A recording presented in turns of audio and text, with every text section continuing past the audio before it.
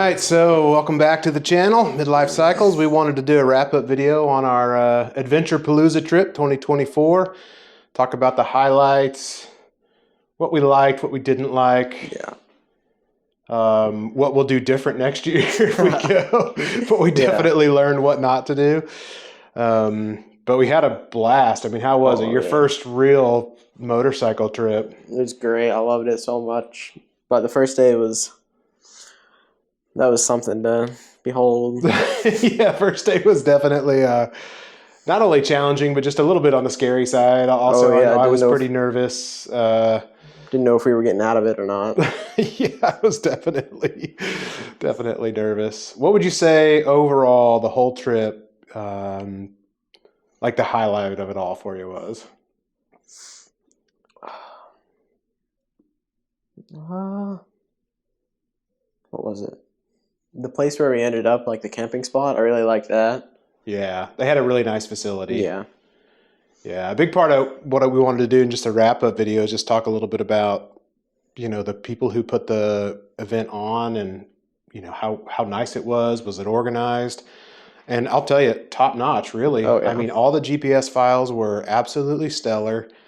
We only had that one little minor miss, which if I'd have just spent a little extra time the day ahead, I would have noticed that we missed the turn. That's on me. It was just a minor detail. Other than that, the organization, website worked great. Some friends of ours even tried to get in, but it was too late. I just text the guy, John, and he was like, yeah, shoot me their email and I'll get them signed up. They had a great meal for us that night. Though we didn't eat breakfast the next morning, that was also looked like a good meal. I did walk by, and it looked like it was an excellent meal. We just tried to jump on the road pretty quick, which I think I covered. But the campgrounds were really nice. They'd had it mowed. It was super clean. Yes. They had plenty of porta potties for everybody, right? And I overall felt like the crowd was like a nice crowd. A good, energetic crowd. They were not energetic, rowdy or anything. Nobody was rowdy or crazy, but everybody was also having a good time. So it was a very fun, I would say, open to family, very family oriented. Guys were having a good time. As a newer rider, you probably only had 200 or 300 miles under your belt tops. If that, yeah. If that, when you jumped on it. What was probably your least favorite part about the trip? Right before we got to camp, the little trail that I had to do, I didn't like that at all.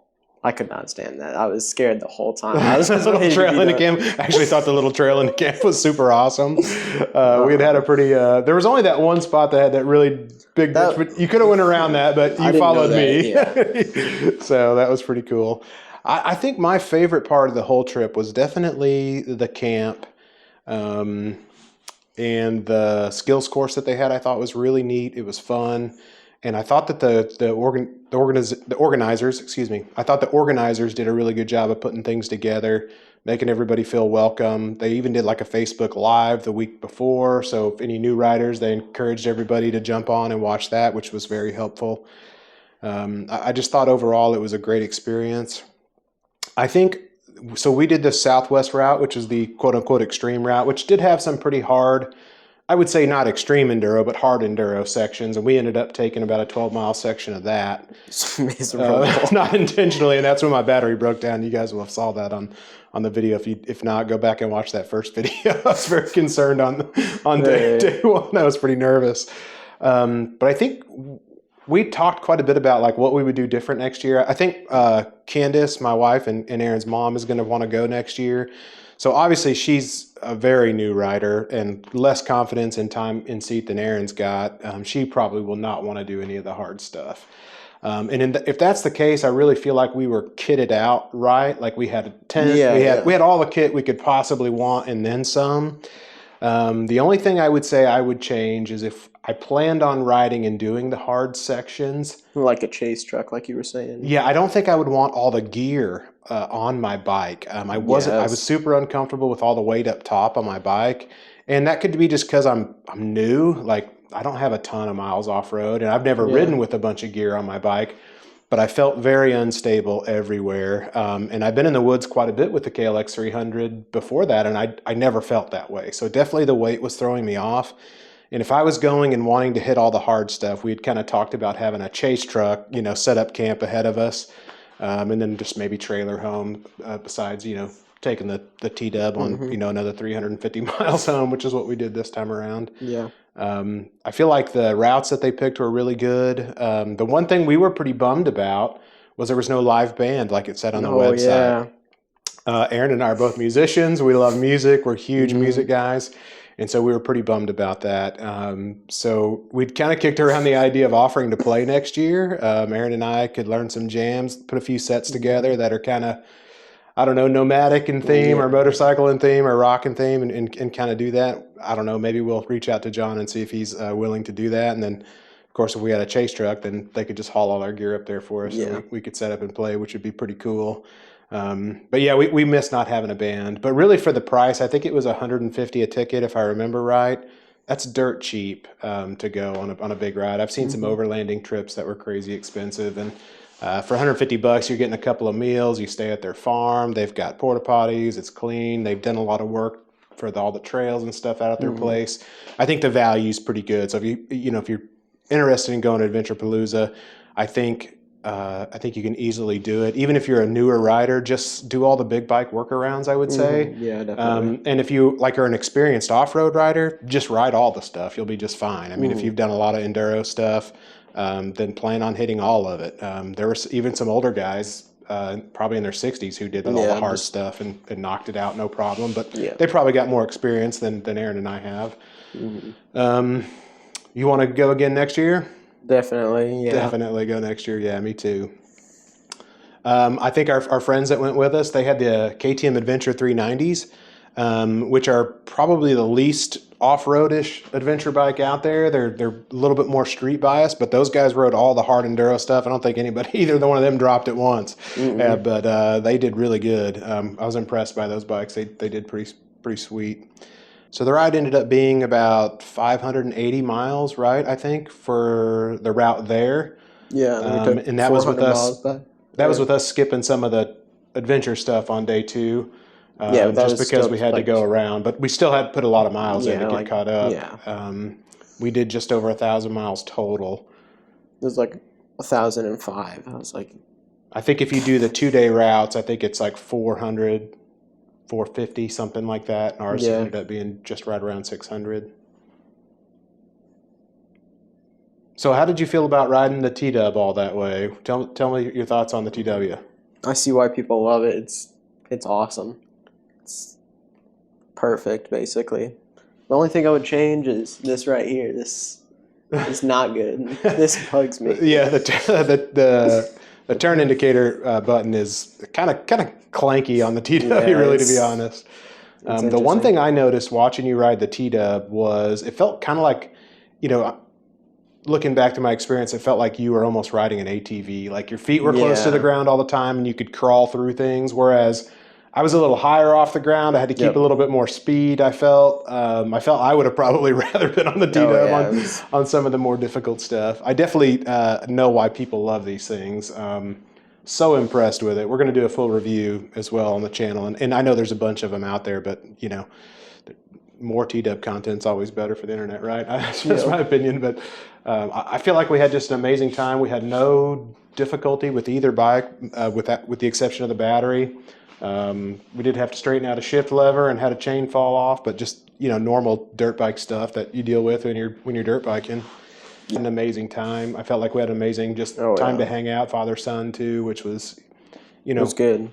These times we'll remember forever. That's for sure. I don't think either of us will ever forget the trip. As long as I live, I'll remember it. That's for sure. And I can't wait to. And I know your brother and sister are super jealous because they want to go too.